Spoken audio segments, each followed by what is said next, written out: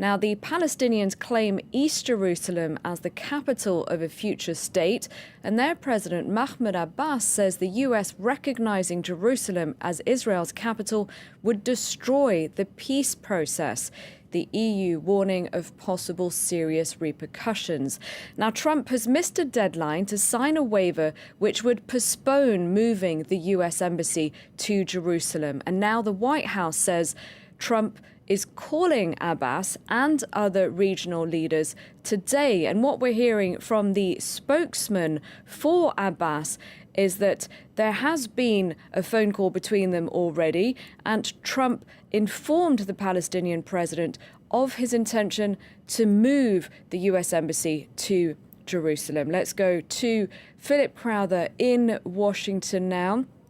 Philip Crowther, what more can you tell us, Philip?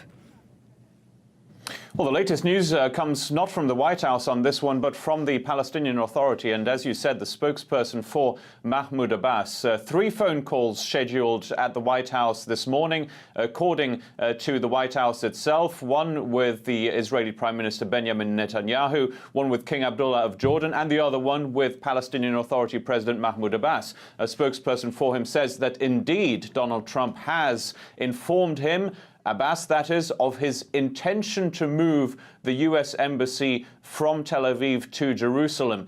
Now, what is missing in that information we have so far is when that move might be made. That is crucial, of course. It could be this week, probably won't be. This might be Donald Trump announcing that he wants to do this in the future. Remember, this was a campaign promise on behalf of then-candidate Donald Trump. He said he wanted to move the US embassy to Jerusalem, thereby pretty much recognizing Jerusalem as the capital of Israel. That, of course, is not the case right now. So from the White House, we know that there are 3 calls scheduled, probably more with foreign leaders as well. This looks like a big news day in the White House. Again, though, what we do not know is whether there will be an announcement from the White House today as to whether it wants to recognize Jerusalem as the Israeli capital straight away, whether it wants to start those plans of moving the US embassy from Tel Aviv to Jerusalem straight away. All we have right now is Mahmoud Abbas's spokesperson saying that Donald Trump has said that he has the intention to move the US embassy, which is, of course, very controversial in itself. We've been told by the White House that the US president is still thinking about this decision. We're waiting to see what exactly that final decision will be. Philip, if Donald Trump, if the White House does indeed decide to move their embassy to Jerusalem from Tel Aviv, this would be going against, we've had a whole chorus of opposition to this move, warnings of repercussions from the EU, from France, Saudi Arabia, Iraq, Turkey, and so some harsh warnings.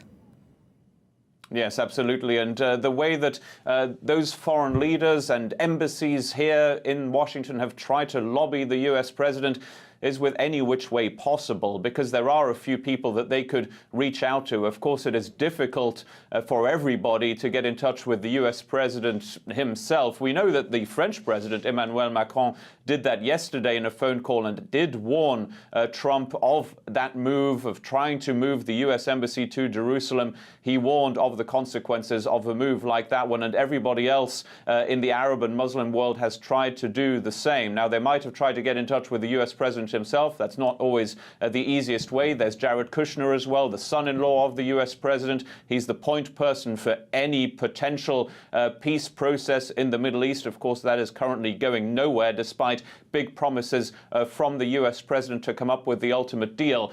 Of course, this move, according to pretty much every single expert in the business, would make a peace deal much, much more difficult, nigh on impossible. Still, though, this seems to be the direction in which Donald Trump, the US president, wants to go, more than anything, again, because this was a campaign promise from the US president, and he desperately wants to keep any campaign promise he made. That was to recognize Jerusalem as the capital of Israel and move the US embassy from Tel Aviv, where it currently is, to Jerusalem. Again, no announcements so far, but the White House had told us it was only a matter of time. In fact, a matter of when, not if.